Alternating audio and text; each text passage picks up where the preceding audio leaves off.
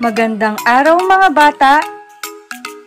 Ako nga pala si Teacher Tet, ang maghahatid ng bagong kaalaman sa inyo ngayong araw na ito.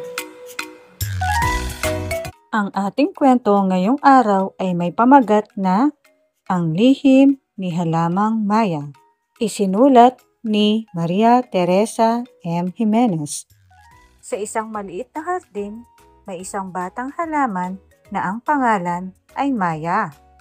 Ano daw ang pangalan ng batang halaman? Masaya siya araw-araw dahil kasama niya ang araw, hangin at ulan.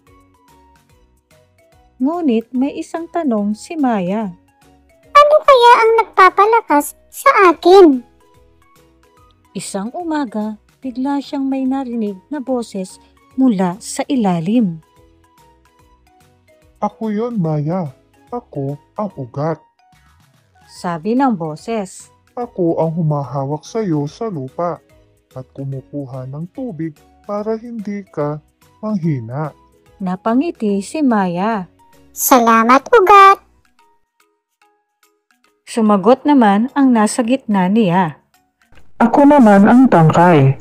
Ako ang nagdadala ng tubig paakyat sa katawan mo. Ako rin ang tumutulong para tumayo ka ng tuwid. Ang bait mo, tangkay. Sabi ni Maya. Tumango ang malalapad niyang kaibigan. Kami ang dahon. Gumagawa kami ng pagkain gamit ang sikat ng araw. Kaya lagi kang may lakas. Wow! Hindi pala ako magugutom dahil sa inyo.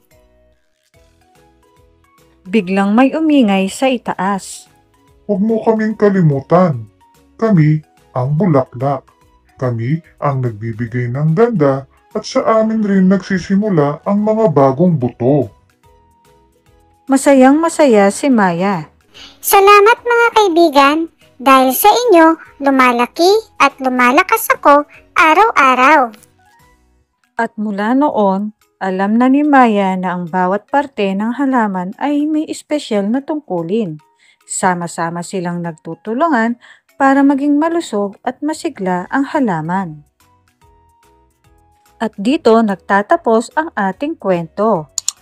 Paalam mga bata, hanggang sa muli!